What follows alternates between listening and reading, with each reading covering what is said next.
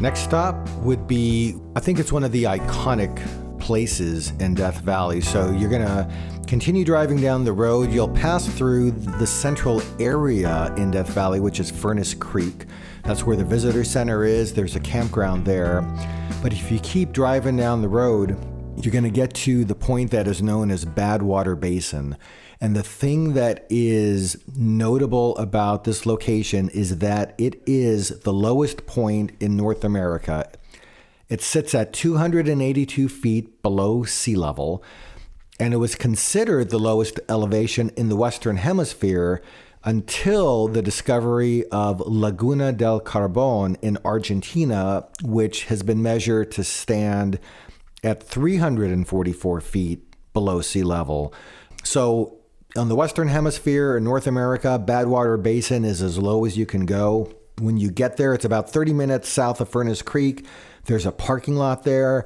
When you park your car, you look up to the mountains and you'll see a sign like 250 feet or more up in the mountains, and it's a marker for where sea level actually is, and it gives you that perspective of how far below the actual sea level it is that you're standing.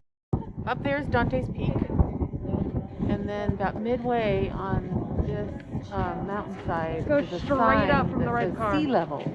You see the weird oblong rock up there? Just go down. So we are below sea level here at Badwater Basin. That's 282 feet below sea level, the lowest point in the Western Hemisphere. Yes, lowest point in the Western. So do want to turn around, take a look at the mountains to see that, to get that perspective. But then you look out into this valley floor, and there's this incredible, expansive, immense area of these salt flats that go on for about 200 square miles. It's composed of mostly sodium chloride or table salt, along with calcite, gypsum, and borax. You can walk out into the basin. There's a path that the round trip stroll will take you about a mile to the edge of the salt flat. It's all flat walking, so it's very easy to do. There's an ADA accessible ramp that leads down to the wooden boardwalk, and it's just a very special place. We have been here on both times that we went to Death Valley. The first trip that we took here, we drove out to Badwater Basin the first thing on whatever morning it was that we were there. And I remember it almost like was we had the place to ourselves, so early. And it was neat to be there kind of in that desolation. Yeah. The second time that we were there was a very different experience and almost surprising to me because it was during the COVID time. It was so crowded and crowded to the point that I think you and I got kind of uncomfortable. We were uncomfortable. Because we were trying to do the whole social distance thing, very aware of that condition. And this is like the one place during this trip in Death Valley where the amount of the crowds became almost uncomfortable. And so we... and there was people that didn't feel the need to wear masks. And so the comfort level got to the point where I didn't go very far into the salt flats this time because there was just too many people out there. Yeah. So this is just flattened down because everybody's walked on it, but it's all salt, I guess. Salt and minerals. Super interesting point of geography. And one of the other really interesting, at least to me, things about this is, so again, you're at Badwater Basin, the lowest point in North America, and just about 100 miles away stands Mount Whitney, which is the highest elevation in the lower 48 states at 14,505 feet above sea level. So in this 100-mile, roughly, area, you've got the lowest point as well as the highest point in the United States, the lower 48. So from a geographical standpoint, pretty interesting. So from the parking lot, you can actually walk out quite a ways out on these salt flats. Almost looks like somewhere around a mile or so at least. I don't know exactly what the distance is, but this immense landscape down below here, all salt, at the lowest point on Earth. Kind of cool. Very cool. And earlier today, we were hiking up at Dante's viewpoint, Dante's Peak. supposed to be straight above. Straight above us is where we were. That's where the parking lot was.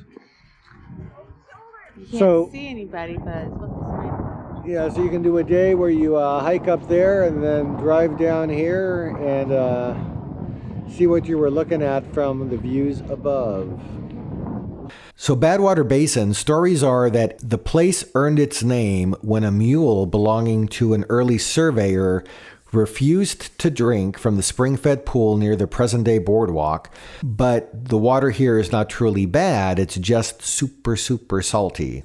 But despite how salty it is, there's a lot of organisms that not only survive here, but thrive here. And there's a number of salt-tolerant plants that grow in the area. Adaptation. Mm-hmm.